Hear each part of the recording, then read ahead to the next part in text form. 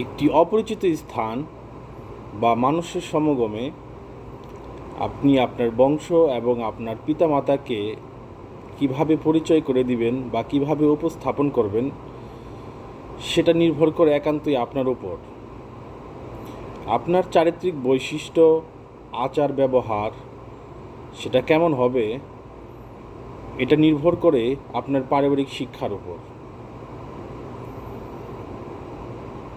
মানুষের প্রাথমিক শিক্ষাগার হচ্ছে তার পরিবার, এবং সমাজ বিশ্বাস করে আপনার পরিবার আপনাকে যেভাবে শিক্ষা দিয়ে গড়ে তুলবে, আপনি ঠিক ওইভাবেই গড়ে উঠবেন।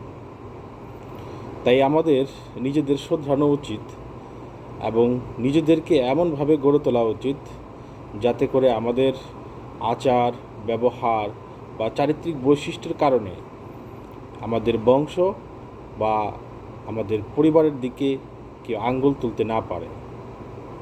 ধন্যবাদ।